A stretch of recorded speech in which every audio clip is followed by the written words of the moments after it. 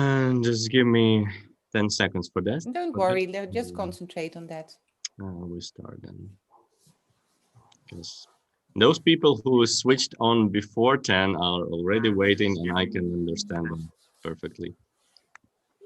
So, good morning, everyone. We are super happy to greet you, to welcome you on our first webinar this year in 2021.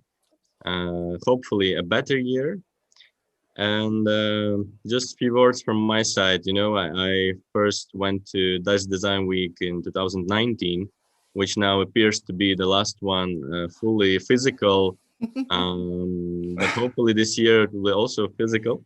And I was really fascinated by that power and creativity of what I've seen, by all those designs, but by all those locations and that enormous amount of people driven to change the world, to convince someone in something, to get together, to entertain, etc.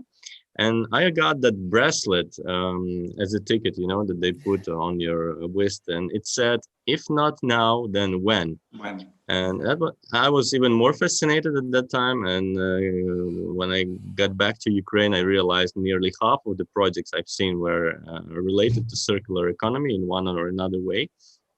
And I decided I will not put off this bracelet till the next Dutch Design Week. However, then something went wrong in 2020.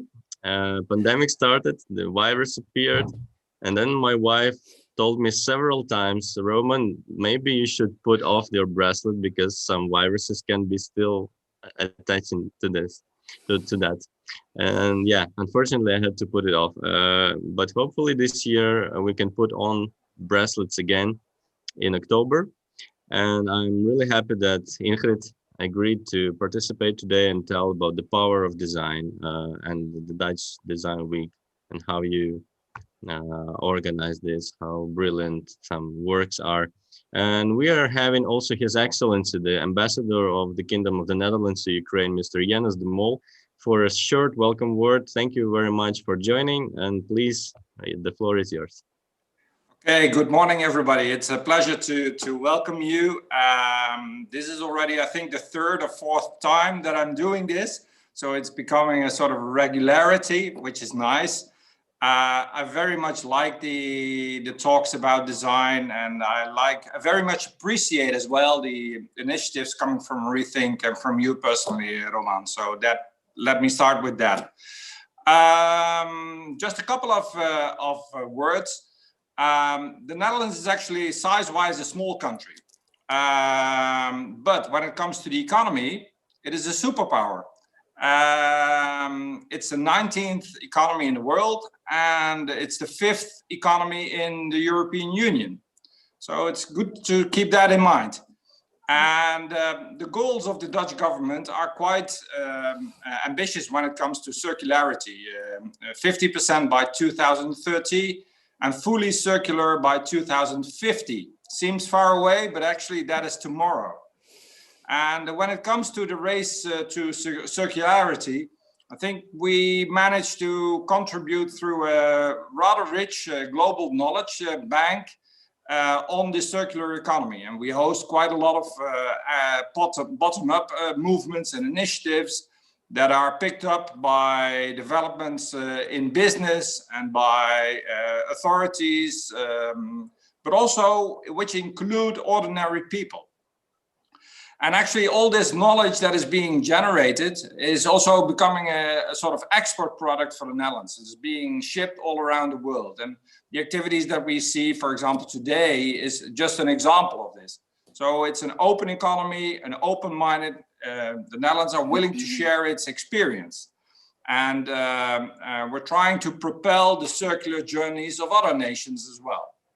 Well, the Dutch Design Week, and I liked what you just said. I also appreciated very much the slogan of 2019. It was also the last one that I saw with my own eyes. Is a beautiful example of how we share our knowledge and initiatives. And I truly believe in the power of design and creativity. And I'm convinced that in transforming society, we cannot only rely on, let's say, money or governments or science, but we should, in order to solve complex global issues, we need all actors on board. So integrity and integral approaches are essential. And now when we're talking about what if we reduce our environmental footprint through design, well, actually a beautiful thing is happening, and I saw it last year at the Dutch Design Week, is actually the Eco Pioneers route, where you see that, and I thought it was very thought-provoking, where you see that design and let's say science go hand in hand. And for example, biology and science in biology is being used to come up with, let's say, solutions that we face for challenges around us. It also leads to all sorts of ethical questions, disputes, but it is very fascinating to see that design and science are so close together. And I hope and I expect actually that Ingrid will also explain a little bit about what is going on in this field. And I think that is very exciting, to be honest. So I'm looking forward to your presentation, and not to keep you waiting any longer, I therefore pass the floor to Ingrid. The floor is yours. The screen is yours, Ingrid. Yes, lovely. Thank you so much. Thank you so much. Thank you so much for the wording, Janus. Shall I start, Roman? Shall I start with sharing the screen straight away? We start straight away. Exactly. Yeah, that's good because we don't have so much time. I really have to look into the share screen. Okay, this is going to be my screen. This is it. Righto. Gonna put it on. La la. Okay. Oh, what does it say? It asked something for an image. I don't know what it is. Okay. This is not something I'm just going to ask, then just let it. Yeah, okay, we're there. Let's see whether it functions. I'm very happy to be here, first of all, and I want to thank the embassy and of course Roman for this wonderful initiative. Because it was wonderful also to learn yesterday from Roman that there are a lot of people from Ukraine joining this session, but also from all over the world. And I think that is what we need right now. And it's really, you could say, the upside of this locked up situation, that we can really connect to everybody all over the globe. And that we can find to see people, whether we can work together, whether we can collaborate on important topics that nowadays are even more urgent, you maybe might say. Of course, we have an enormous health crisis with the COVID crisis, but the climate crisis is even worse, you could say. So I wanted to bring you to a what if concept and now also produced in Eindhoven by the Eindhoven studio Van Tot. What if is a format we use at Dutch Design Foundation to connect designers with knowledge institutes or with clients that really want to really stretch the boundaries of what they normally are working on. So they want designers there. And the people that, well, Van Tot came with this solution for outdoor lighting with solar film, so solar cells printed on film by the Knowledge Institute Soliance in Eindhoven. And they took around, I think, 3 to 4 years to develop it also themselves. So I think it's a beautiful example of what we need to look into these days. It's sustainability, but it's also a kind of really bringing poetry and beauty to our lives, what's really also needed in public space. And I think it also is a very beautiful example of clustering. And in this, I really would like to ask Roman to do the poll, because I'm really wondering whether there are potential clusters in the audience we have today. And then I'm going to present myself a little bit. So the poll, and while you do it's running that, now. Yes, please. It's running. Please I go press some buttons, guys. Go, yeah, because we really want you to interact and bring also your observations and questions and suggestions. So I work on design very intensely since 15 years, you might say. I'm not a designer, but some people say you design with people. So be aware, very special material, people. I have been working on European projects, led those projects as well on design strategy and collaborative design. Also very much focused on creating clusters and also having citizen engagement. And nowadays I work as an international public affairs person for the Dutch Design Foundation. And I build bridges, but not from bricks and concrete, but and also not from steel, but really like From mushrooms. everywhere. From mushrooms, righto, that could be a case, or 3D printed bridges. But let's say that my work is to connect with all of you, with institutions, organizations, and I work for the World Design Weeks, which is a festival network we established around 4 years ago. And then we have also the Bureau of European Design Associations. We work close now on the new European Bauhaus at this moment with the Commission. And at the end of the presentation, I want to go and tell you a little bit more about it. First, fill in also the poll, because otherwise I cannot see. Well, I'm stopping it now. Sorry, okay. guys. Don't worry. Yeah. So of I course, come back. Sorry. Not everyone is responding. of course, okay. Yes, but well, everything is anonymous. I'm sharing the poll results now. Can you see that? Yeah, I can see it. It's really interesting. There are a lot of creators, but also a lot of people interested of industry and NGO. So others, well, makes me curious, of course. And government is there in research. Yeah, I think it's a beautiful, it's a beautiful mix of organizations and institutions. So let's go and see what we can do together. So I wanted to tell you a bit more. Let me see whether this is working. Yeah. So the springboard to Dutch Design Foundation, I think it's important to know a little bit on what we're working. This is the F, but it can also be bridge.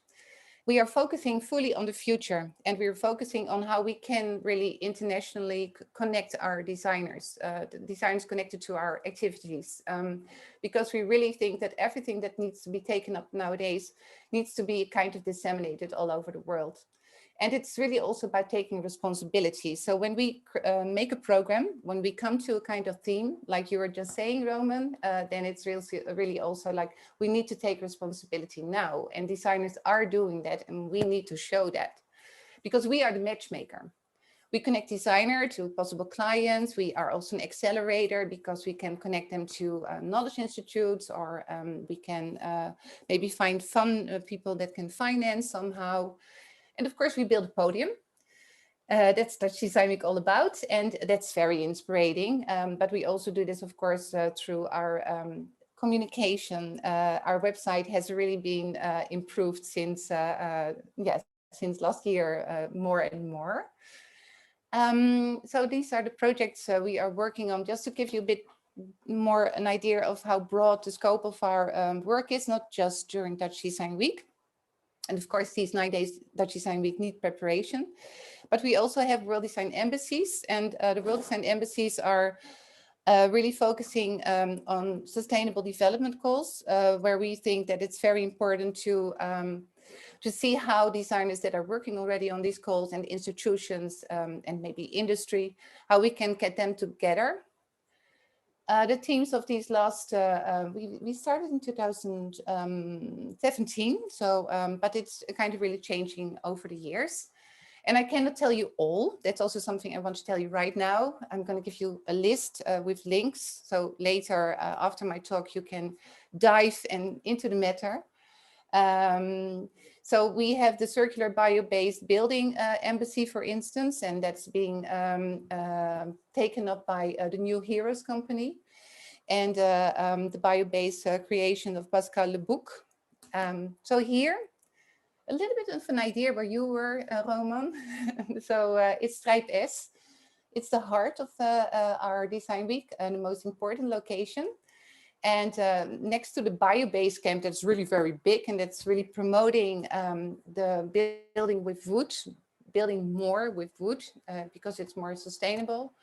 There's this little white pavilion, and this is how it looks at night when we have a kind of party also sometimes on this square with a lot of design exhibitions. And what we do in this pavilion, what we did was really looking into bio-based materials, specifically mycelium. The beautiful thing is that this pavilion can be used and reused. It of course is quite an expensive investment for our organization to build that kind of things, but it's going to the Floriade, which is a big agricultural, horticultural festival in the Netherlands that will take place, I think, in 2 years or maybe next year. Anyway, this year, this looked quite differently. So this was a circular bio-based embassy this year. Not much visitors, of course. We were not allowed to really start a live edition of Dutch Design Week, and we only heard it, I think, 3 weeks before. But we got already fully prepared for a digital version. And also the people from the Embassy of Bio-Based Circular. So what they did is a movie, and you'll get a link to the movie. Because these doll houses, actually, to the right here, you see a toilet. There's a toilet inside. You can't see it right now. But it's a toilet that is made 3D printed from the sewage water residue. So there are really amazing products in it. I think I'm just telling now, Roman, and you give a reaction later because I can imagine you want to know more, but we don't have so much time and we've got a lot of examples, if you don't mind. So Dutch Design Awards is also a very important project for us. It's celebrating Dutch design in different categories. And the most important thing is that we feel it should be really about relevance and impact for today's, the world we live in today. Of course, it's also about aesthetics and about craftsmanship and how people work together. But most important is it that we see really the newest work of design going the right direction also somehow. So we're kind of stimulating it and putting it on stage, which is nice that Dutch Design Week, we could have television. So we had a television show the entire Dutch Design Week around the awards. So if you want to see what kind of finalists there were and who won, you can look it all back on our Dutch Design Week TV channel. And you'll get a link to that as well. So a nice sofa here. And this is how the sofa has been built. You should say the composite it's made of, Roman, because we discussed it yesterday. So it's fully recycled material. Oh no, this is not the same material. I have to talk about the flex chair. You have to wait till I ask the question. So it's 3D printed of recycled plastic. The great thing also is recycled. Also the foam that's on it. It's all fully recycled, and the good thing is that they can use the basics of this couch. I think around 10 times or something when you want to really maybe change things. So it is really you can decompose it, and then that is around 10 times that you could do so. So it's a very important development in the furniture industry, we believe. But to show that we also really honor quite different or award quite different projects, I think it's nice to see this design research project of Mathilde Boelhouwer, the young designer that developed well, from her own practice insectology to cope with the problem that insects have in cities nowadays, so that they can't find food because there's too much concrete and too much built environment. So she creates flowers. She had the knowledge of the Wageningen University, which is agricultural university. Roman was there. Yo, righto. Great. So they helped Mathilde in defining the most threatened insects, and also what kind of flowers would be most attractive for these insects, to give them a kind of sugar water or something. It's now being really in the technological development phase. So might anyone think it's interesting, then let us know and I will connect you to Mathilde. Okay, what if? This also the question, of course, of our get together today. But what if labs are being organized since around 5 years now. We have a website full of nice examples. It's about clients that really have very important questions, or also sometimes a bit speculative questions, very often looking to the future. And for the scenario development, they want to have the help of designers. So this is again what we just saw in the beginning, Sunseeker. So the project, which is so symbolic, I think, also for this year. Let's seek the sun, let's find solutions. This took really quite some time to develop, I think altogether 4 years. And now it's in a stage that it is implemented in this. This is a former artist impression of the park. And here you have the designers, Esther and Sam. They used to create beautiful lighting, very interesting. You can just pull on the bulb and then you can really make the different colors of the lighting vary. And this was the artist impression in the beginning to work with.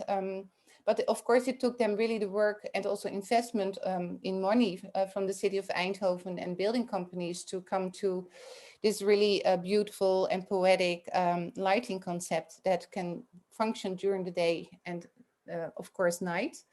They collaborate now also with a visual artist that can do the VR impression, so people can see where these sun seekers really stand out in a good way. So it's a very interesting project about technology and design. And then this year we had a What If Lab circular station. So this year, I mean, of course, 2020. 3 architectural firms have been, well, they answered on the call from our national railways to, I want to look into this question, circularization. So on basis of portfolio, designers or studios are selected. And they are being paid for the first concept they make. The moment that the client says, okay, I want to go ahead with you. So there were 3. And they came with such beautiful examples that, and as this time said, we're going to invest in all of them extra money to bring it to a next stage. So you see the natural station in the left. And then you see the, I think it's called a kind of absorbent station. What is the name again? Because this is really about material or walls printed that can absorb, you might say, the pollution also of the train itself. It's called bioreceptive, by the way. And then we have a circular station from Big Architects. I wanted to show you this. It's like a park. So a train park, but not like a car park, quite differently. It's beautiful, beautifully made of only fully sustainable materials, natural materials. And yeah, you stroll through the park to your station, train, you might say only. Dutch Design Week Eindhoven. So this is your week 2019, if not now, then when? And it's really visible in the small town of Eindhoven in many places because it's about we are everywhere. Dutch Design Week will have this year its 20th anniversary. For me, it will be the 19th edition I work with and on. My role has changed over the years. So you see there are a lot of locations. It's spread over town. You can take taxis, free taxis or buses that guide you or take you on a tour. And I wanted to look back on the week 2020 because we really had to change it fully this year. We had these 9 days, but we had 3 weeks before, well, it will not go in a live edition. Only a few studios opened up during the week and we could not help them profile themselves, of course. But 1,500 designers were online. We had international and national designers with their own web pages. And on the web pages, they could stream videos and they could have chats. And they had a really nice rooms. They could make themselves a 3D viewing room so they could put their exhibition in it. I will show you in the little movie that follows now. So there are a lot of content in this, the television show that we also made to really bring the content further to the people. We organized also expert sessions and tours, all online with press, for instance, or with specific clients. So 0 design areas, but there were open studios and also open design studios. So what I'm going to do now is to, let me see, stop sharing. I need to do another sharing. Okay, and then we go here. And then we go to the after movie. Let's see it. Okay, good.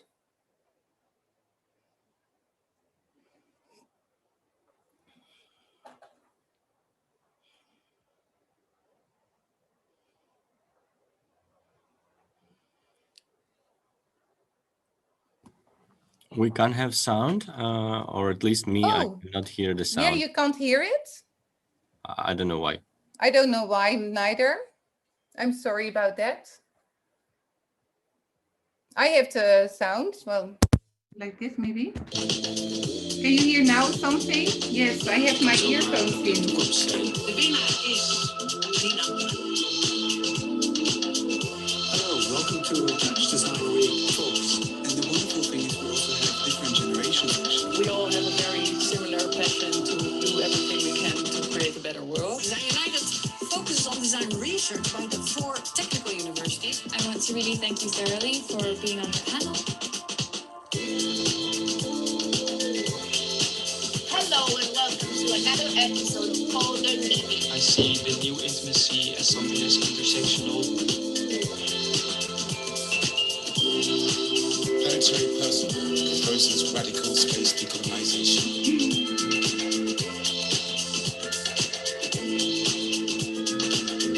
Dutch design could be a good opportunity. Today I'm going to introduce my project,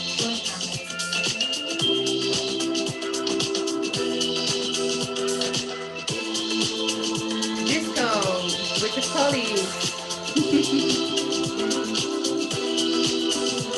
Okay. So that was better. Sorry for that. That's because I, of course, had my, oops. La la la. This is really nice. It's really asking a lot from me. Let me see. I've got a Microsoft PowerPoint. It's here. Yeah, right. Oh, there we are. So, this gives a little bit of an impression how we work this year, but I really invite you all to join Dutch Design Week. Just also subscribe, because then you can enter in all these 3D viewing rooms and you can do the tours and nothing hinders you. We're not really sending a lot of newsletters. We sent just the Eco Pioneers newsletter this week, by the way. So the ambassador was just referring to it. And I think it's really, yes, it's just read, and I'm sure that you are going to enjoy it as well. So let me see. Design for Dutch Design Foundation, just briefly to give you a kind of understanding how we are looking into, okay, the future and the role designers can play in it. But then, is it very conceptual, or is it very applied design? Or are we talking about smaller editions, or is it really scaled up, and has it really almost societal impact? And we do this because we want to know a little bit whether every discipline of design is somehow part of our program. You know, we feel it's very important to not just focus on the speculative, but also really on the really more concrete and also industrial design, although it's not really the best. It's not most, we are not an industrial fair or something. So that's a question, of course, we are really to inspire people there. Let me see, so creative, of course, very concrete and applied. Artistic or autonomous design is really very conceptual and very independent very often. Speculative is really about creating also social innovation and could be also economic innovation, but it's very speculative. System innovation also, and then innovative is really about concrete innovations that can be produced and scaled up at a certain moment. So what I now want to do is take you very quickly to a diverse group of designers, and I really be prepared, because I have a lot and I don't have so much time, I know. So I'm going really quickly through this, and I tell you that you can later dive in the links that I sent you. So first of all, as Dutch Design, we are working on European projects as well. So we were partner in a food waste project, which was called Food Heroes. And we had one Food Hero award winner. This is, by the way, the Embassy of Food in 2017, with speculative scenarios, you might say, in the embassy, but also really concrete examples of how to fight food waste. And one of these was this example, the Plenty, and it's a sausage. but it's a plant-based sausage. So when you have this plant-based sausage, you can have much bigger sausage because this one is 1.5 meter. And it's 15 times bigger when you look to the soil you need, the production of this meat sausage. Then you will only have this small one, which is 15 times smaller. So it really makes it also really clear that we really need to look into a plant-based diet. So here you see the designer on the left with the grower of the mushrooms, oyster mushrooms, but she doesn't use the oyster mushrooms, but the stems, which is a food waste. It's a side stream of her growing, but a very important and valuable side stream. Meanwhile, it has really brought her a business model. So she's got new revenues because of selling these bases of oyster mushroom stems. And I think that's really important to know that, well, waste is a resource and it can indeed bring really new revenue models and also really valuable for businesses. Then another food designer is Katinka Versendaal, who is working with chefs also to really make very special dinners. And then she's looking into the evolution of us, how we're eating our diet. So evolution of the omnifour is to the left, an artist's impression, you might say, of Katinka. So we eat also, maybe because we want to stay healthy. So we are a pharmaphore or we are a technophore because we are eating produce that is more technologically produced, or we have a more climaphore diet because we have to deal with climate change, which has impact on the way we are eating right now, or we cannot grow certain crops anymore, for instance. And then Katinka is here to the right with a farmer. I must say, I don't know his name, but I think you will hear enough names. So Katinka and the farmer have been working on beans. It's an example of a food lab. And in this food lab, she has been working with him on the beans he is normally producing for the Dutch market and sells at a very low price. And the food lab Pulse was really about appreciating also the Dutch crop of beans. So she made a kind of milk of it. And with this milk, she made the camembert and the feta and yogurts. So it's a really beautifully mint green produce that that has come out of this this co-creation. It's really co-creation by, and we did do a lot of co-creation with farmers and Ministry of Agriculture people and farmers associations. So everything is really built upon co-creation. When we're talking about the change of the system in the Netherlands, the ambassador, of course, is talking proudly about the fact that we are a producer, an exporter, but we are a very small country and very densely populated. So we really need to be smart. So this is one of the transitions that needs to be made in the Netherlands as well. Okay, so then we have Atelier in L, and they are really very much focused on creating stronger ties between indeed the materials we have around us, the earth materials, and also the people that live on the earth. So one of their first projects is also related to agriculture, you might say. In the Noordoostpolder, which is man-made land in the Netherlands, it's normal in the Netherlands, you would say the soil is everywhere the same. But of course, there are a lot of farmers indeed working on the land, and it has a diversity of colors because they draw the clay from the farmers' lands. So the farmers were really looking, what are they doing with their buckets and their shovel? What are they doing? And they created also a clay surface, you say, like bowls and so on, and to really also reconnect the farmers and the designers, the creative world, and to see how important it is that we are aware of where we're from, what we are living in, what kind of environment we are living. And that brings me to another project they did more recently, to see the world in a grain of sand. And then it's not so much about the clay, but it's about the sand. They've asked through a call everywhere in the world to send in bottles of sand, and they made these samples out of it. I think nowadays there are a kind of 780 people that took part in this. And also here it's an awareness raising project, but it also brings products.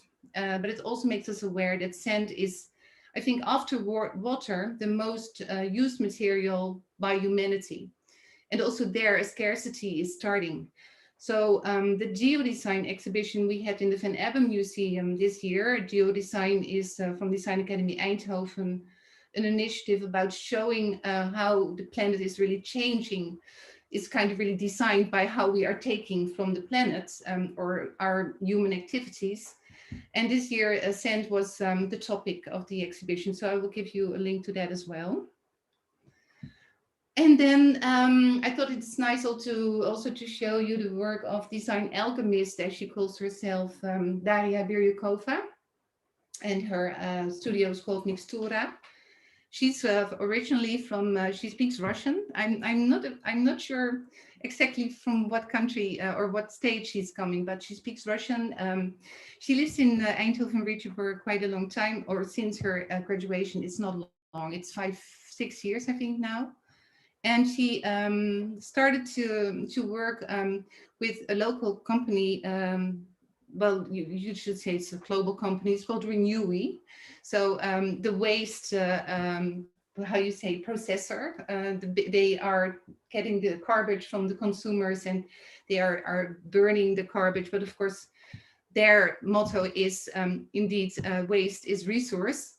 And the ashes that are coming from the processes by Renewy are being used by Daria to color the glaze. So here she's used, it's one of her original projects. So she used old tableware and used it circularly, you could say, and then glazed it again. So that's one of, and she's making really lots of product right now with also, well, different brands and industry. But also through her research and experiments, she's now working on creating an alternative for slate. We used to have roofs from slate and they were really very sustainable, but the getting slate, producing slate is not sustainable at all. So now she's reusing slate and other materials to create a similar material that's very sustainable, but then it can be really kind of, well, baked or something. So you will learn more about this also in her website. This brings me to somebody who has really dedicated his life, you might say, to creating a fair phone. So that's Bas van Abel. And Bas has been working for Wacht Society first on urban mining and looking into the problem of all these, the electric pollution, the e-waste, you might say. And he has created this fair phone according also to the Wacht philosophy, you might say, that we need to be able to repair what we buy. So because otherwise you don't own it. And the phone that Bas has created, and it's already, I don't know exactly the version it has right now, but it's repairable and you can replace things, and he chooses materials that are fair, and he started recycling processes or kind of really how you can really return your phone to have it recycled. And also people are very important. They need to be also respected when they work on for us on making these phones. You should really also be sure that they are respected and are well paid. So it has a social and environmental component. And this brings me to Dave Hawkins. First of all, precious plastic. He doesn't want to be mentioned himself anymore too much. You see the little 4 machines, because I didn't have a better picture of it, but he has made more machines meanwhile. And they're all meant to collect the plastics and to shred them and to make the threads of it and to make a 3D printer with it. And it's really all over the globe. This is an old map I took from the website a time ago already. And I wanted also to show Dave, because I think designers are very generous very often. They are so passionate about what they're doing. Like also Roman was saying, people are really want to change the world and want to do something good for the world. Also Lorraine, who made the sausage, she used to make circular handbags from, I think, old tires. But then she came to the conclusion, there are other things we need much more. We need food and also a topic. So she started to work on, well, with food and circularity. And here we have our food waste. And here Dave, he was also first of all with the phone blocks, which was a kind of telephone or mobile phone, I must say, a kind of platform on which you could put blocks. So you could also easily change and exchange, a very smart concept. But he preferred to further work on this concept of precious plastic, and had a 300,000 grant. He bought for himself only a bar of chocolate and started paying all these guys in a factory that the Eindhoven city offered free, so no rent. The city also helped with housing. And so he has gathered a group of people around him to help him out with helping also his community to create new machines. And I wanted to show also this little movie. Let me see, because I think it's nice to see the movies of Dave are sublime, I think. And I'm gonna this here, and I think it's really nice to show that. Okay, good. Plastic waste. An ocean of plastic trash. Plastic. Plastic. Plastic. Plastic. Plastic. Plastic. Plastic. Plastic. Plastic is, well, it's everywhere. So I guess by now you are quite aware of this big This is plastic Dave. waste problem. But all of this isn't really waste. With some love and care, the right machines, and with the right techniques, you will see that it's a precious material. This new precious material can be turned into big colorful sheets to make stuff with, a brick to construct walls, small functional objects, or fancy furniture. We, the precious plastic community, develop tools and machines to recycle plastic. And we've been doing that for 6 years, open source for free. And now it's time to take it to the next level. And we all need to work together fighting this massive problem. But how do we start? First, we need you to collect, clean and remove the label of your own plastic waste. And then bring it to a local precious plastic collection point. If you don't have a collection point or recycling community in your area, you can start your own recycling business and grow the community. Starting a business might seem scary, so we created starter kits. The starter kits are a package of information with everything you need to start your own small workspace. We created different packages for different workspaces. You can, for example, start a sheet press workspace, or shred plastic into small flakes in a shredder workspace, or build machines and sell them to others. And they all work together on a local scale and are globally connected, sharing knowledge. And we call this the precious plastic universe. So if you're an entrepreneur, you can start your own business. And if you're not into business, share it around with your neighborhood. Some of them might want to start a local recycle network. Visit preciosplastic.com for more information. Okay, so I think how much how there is to be said and how much you can say in 2 minutes. I think the movies of Dave are always amazing. He did them himself, but nowadays he has also communicators working on it. So check out Dave as well. So then designing the unusual, another design studio, Erik Klaarbeek and Maartje Dros. So Erik once designed this mycelium chair. And the growing pavilion that you just saw is also with his knowledge, because he started really a company also creating more like scaled up production of mycelium meanwhile.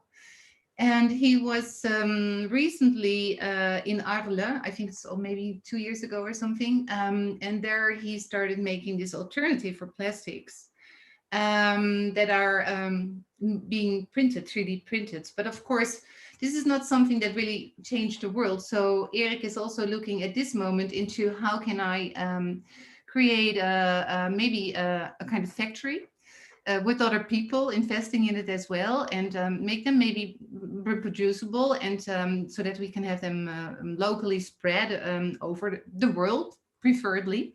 So that's the work Erik is focusing on right now. Yeah, let's boost the revolution around fashion, because I think that fashion is, after the petrol industry, the most polluted industry in the world. So this was just during Dutch Design Week, without the exhibitions, in a shopping mall, an initiative from designers together with Ellen Albers, who is a kind of director behind it all. And the new order of fashion is all about how can we create more circular fashion? How can we help consumers to reduce and use less fashion? And the shop gives an overview of all kinds of experiments, and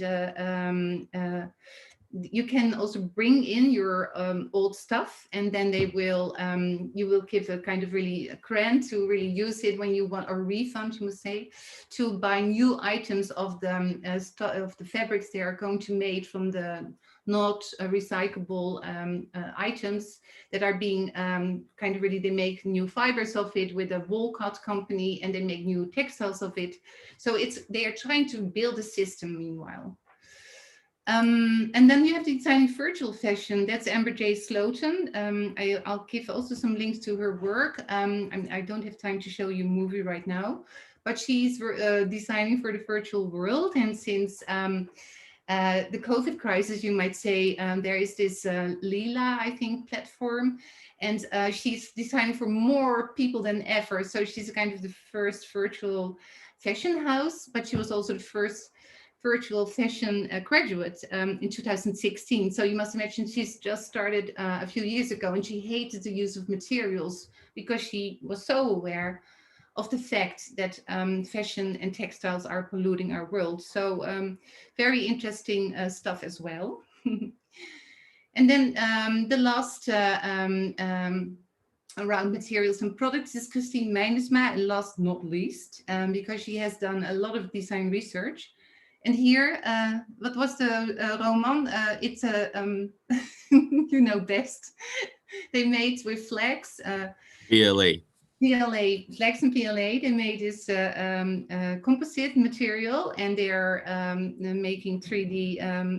Well, they printed in a press. So you see only 2 by 3 feet material is used to make the chair. So it's a very interesting way of thinking. So no materials are wasted, and you are using really very green material.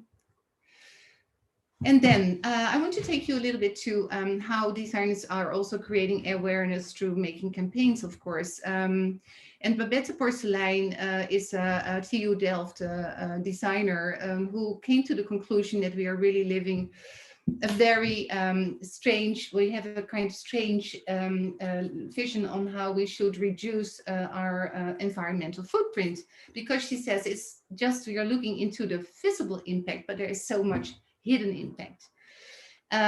So here we see a kind of the Titanic, our world moving to this kind of ice rock, or how you call it.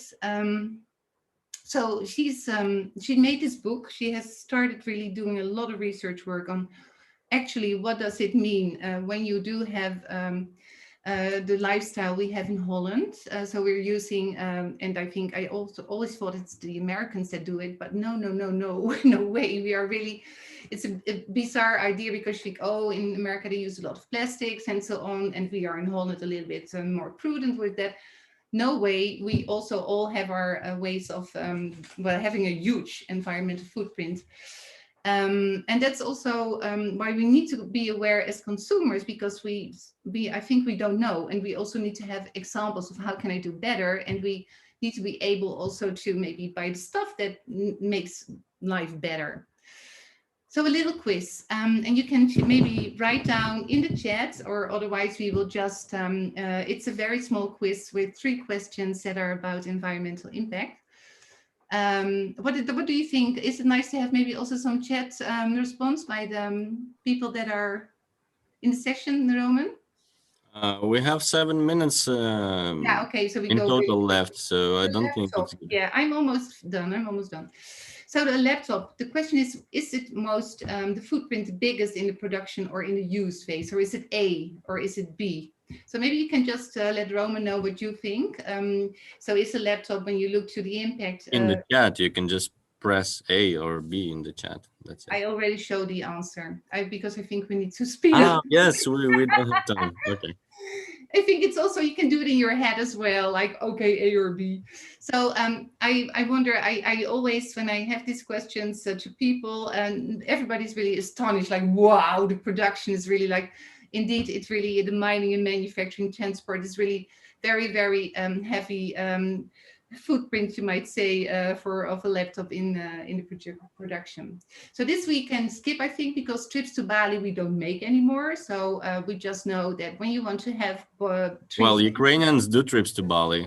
Would you say for you it's not so far? Yes, but Ukrainians are doing trips to Bali right now. You're doing it still? Yes. Okay, okay. Not well, me, not me, unfortunately, but some of my friends do, yeah. Yeah, well, better not when you see here.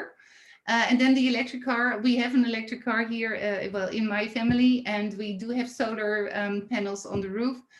So we were thinking, well, we're doing well, but actually we're doing not so really hugely well, because electric car is still really quite a lot of impact also in the production, well, looking into batteries and so on. So I wanted to show you this because Babette makes us aware of what are the limits to what we do, what are the impact of our consumption is. And this is, of course, the circle of our friend. No, she's not there. I thought I had put her name here somehow. This is a circle. You might wonder, what is this circle? It's the circle of Jane Hayworth, so the economist, who has, of course, really, I can't see it because it's behind my pictures. And it's still hidden impact. Of course, it's not hidden impact, but donut economics. But I think the way that she started visualizing what are really the limits to our growth are helpful to really see when everybody would be aware of that, how can we maybe think about degrowth and on what kind of really levels and domains should we really focus maybe. Okay, so then I go to the last slide, which is about ecocide law. Also a way of showing the beautiful work of Polly Higgins, late Polly Higgins, unfortunately, that in 2010 stopped her work as barrister and chose to really work only for the planet. So she has been designing new laws to prosecute or to really find ways for people that are really harming our nature, that it can be prosecuted. And I think 6 countries only have adopted the law already, but in Holland there's a white paper right now for the government. So this brings me to new European Bauhaus, which I think brings everything together.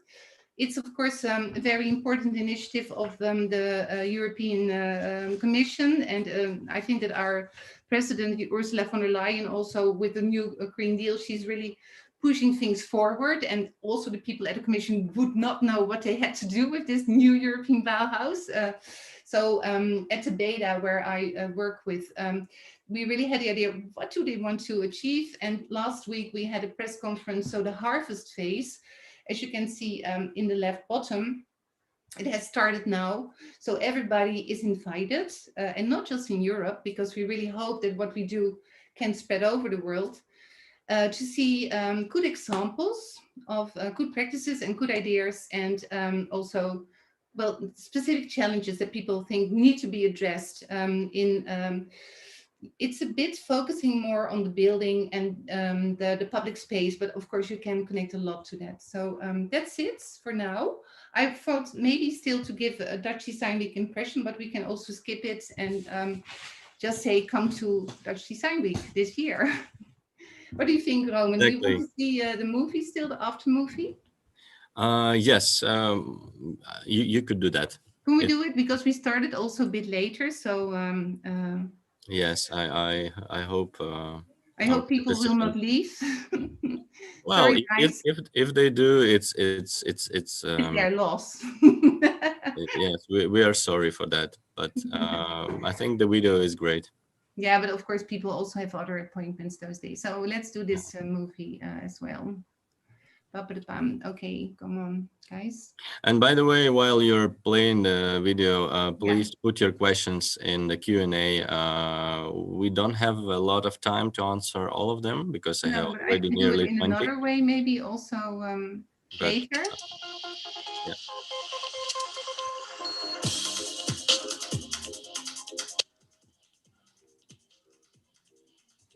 Now the sound is gone, sorry. Oh, no. Now it's there, yes.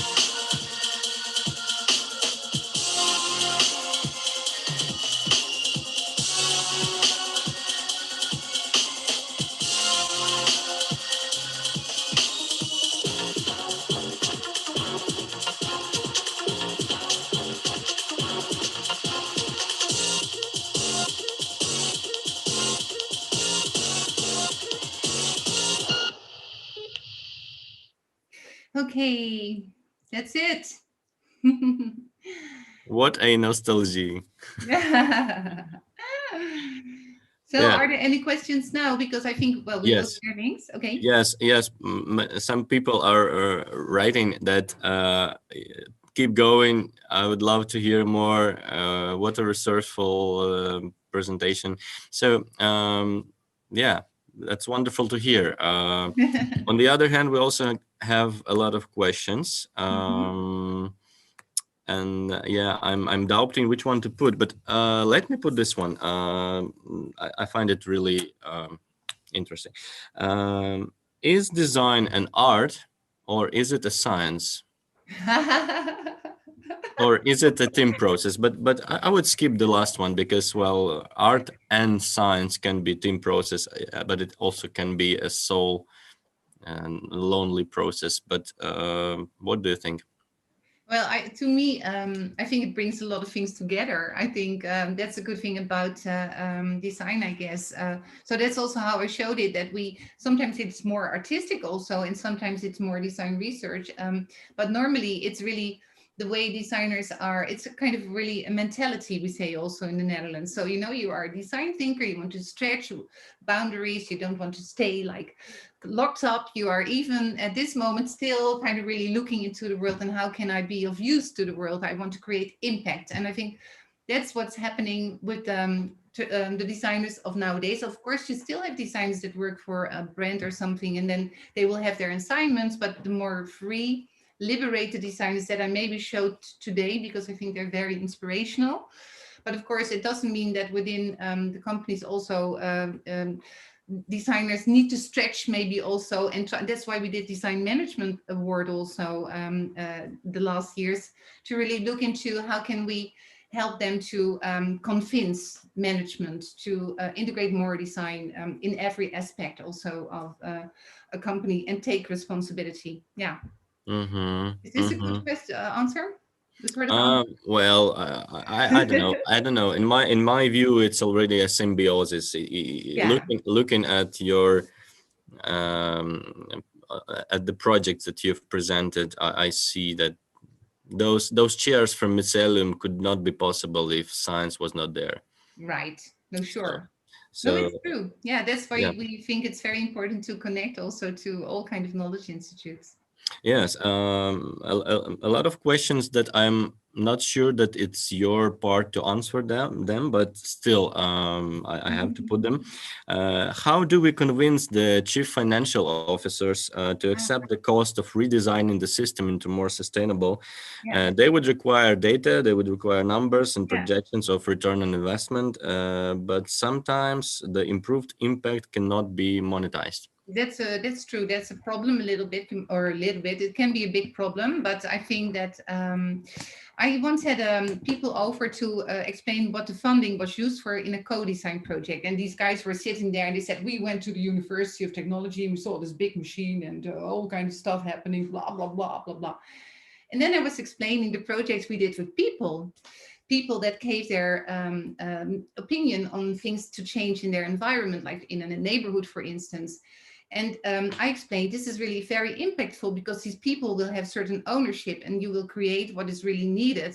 So you can imagine that this means a cost reduction, whereas you are now talking about this machine at the university and you can't even look into it. You can't even explain how it functions, you know?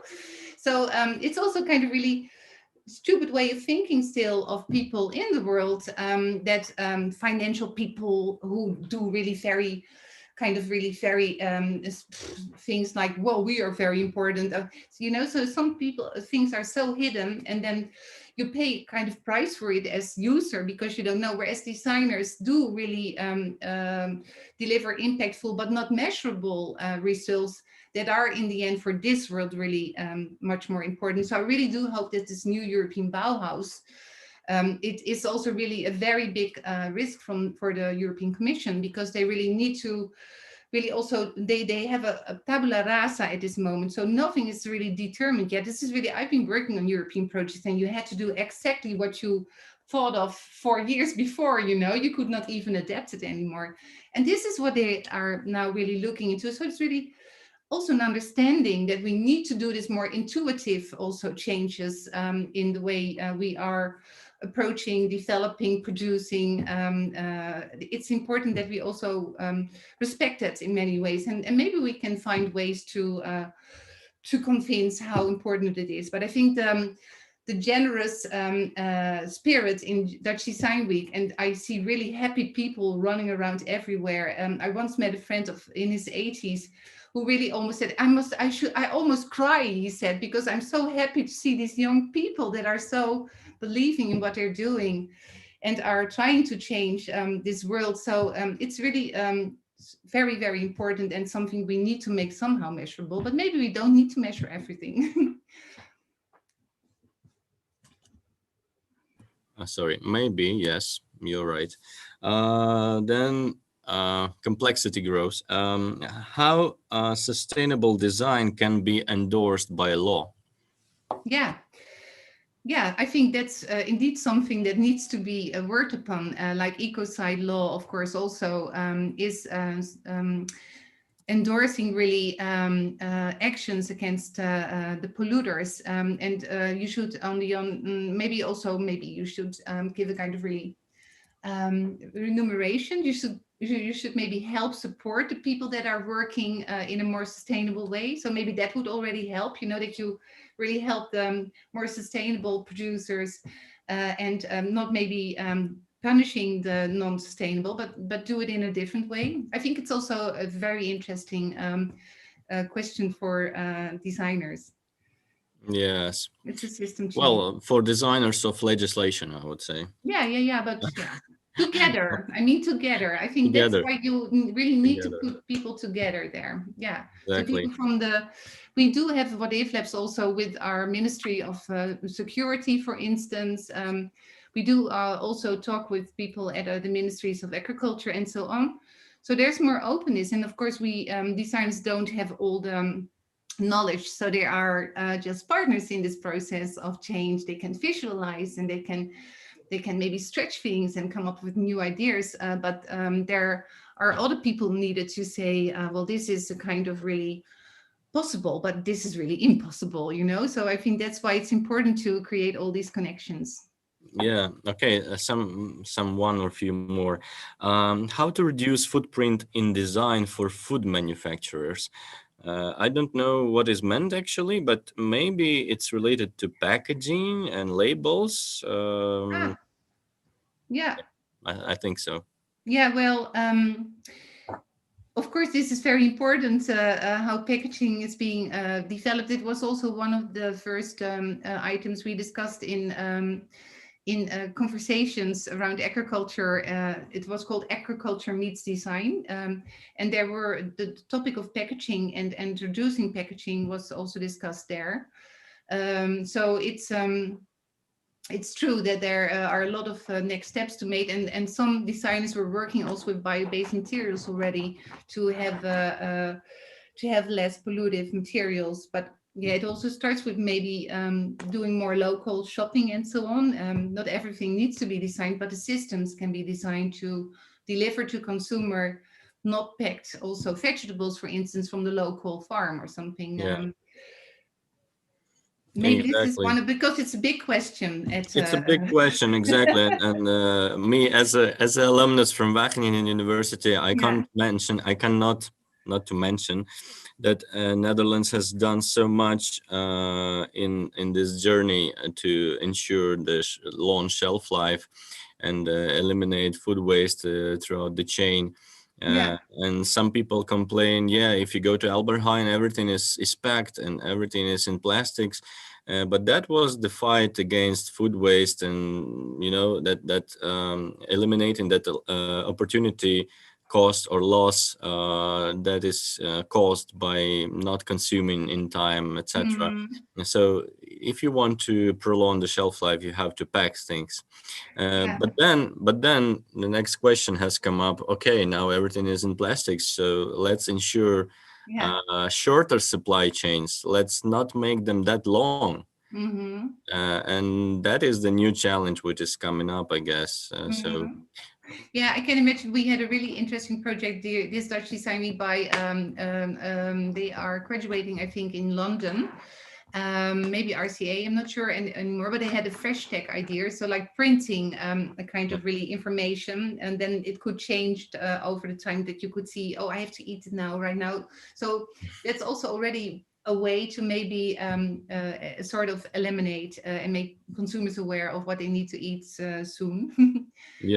yes, exactly. How can we help? I don't know who is we, but I assume that maybe designers. How can we help companies redesign their business models towards circularity? Maybe best tools or methods. Yeah, well, I don't know what's happening in Ukraine right now because, well, of course, people are calling in from everywhere, but it's, I think, important also that it's being stimulated, that companies are really reducing their footprint. And if they really would need, I think they would need experts with it. And I think designers can play also a very important role there. But then it's about how can they be funded. So maybe government could also stimulate it. You know, we are having a lot of funding at this moment in the Netherlands because of the crisis, but maybe you can use it also to really invest in future-proof projects. Okay, thank you so much. And I think we have to wrap up slowly. And maybe just question from myself: what would be your message to our participants for the coming year and for the Dutch Design Week 2021? Well, seek the sun, which was, of course, and meaning that this is symbolic, I think, also for an optimistic, positive future, which is we are optimists also at Dutch Design Foundation. And you can see that's naive, but I think we need it because that really brings, of course, new horizons. And we also think that that brings the energy to go towards those positive horizons. And that means really collaboration with everyone. So again, my call, become part of Dutch Design Week, but also maybe become an eco-law, Ecocide pioneer. And support this really super important initiative by Polly Higgins, also in honor of who she is and what she was. And follow the links that I give you, because I'm just a connector, an overviewer, and then giving some information to you. And then I think missed breath because I wanted to talk too quickly. So I think you should dive into the stories and then get in touch with me. I have LinkedIn, Instagram, and so on. And my on one of the last slides is my mail address. No, otherwise you can maybe tell them. Yes, definitely. But I think LinkedIn is the best. And then through LinkedIn, you can also exchange emails. Good. So thank you very much, Ingrid, for your positive mood, for your inspiration, and for those brilliant things that you have told to us. Thanks to the community, and truly, I do hope not people feel offended that I haven't chosen because it was so difficult to make a choice. I can imagine. This is really difficult. I can imagine. So yeah, I encourage everyone also to join the events of the Dutch Design Week this year, also maybe in your countries. But yeah, hopefully we can all come to the Netherlands in October. Yeah. At Or least, digital, you know? Yeah. at least I know already that Armin van Buuren, for example, he already announced his concerts in the beginning of September. So if he announces, then I think you can also do that, and then we see how it goes. Yeah. Please, dear participants, please subscribe to Dice Design Week, to ReThink, to stay in touch and follow our future events. Have a great day, and up for a better year. Sorry? You can look it back, and I guess, because I would love to see how things went through this session later. I also like to read what people were saying, but anyway, well, let's stay in touch somehow. I really enjoyed it so much. So thank you so much, all of you. Yes. Bye-bye. Okay, bye-bye then. Ciao, Thank you so ciao. much.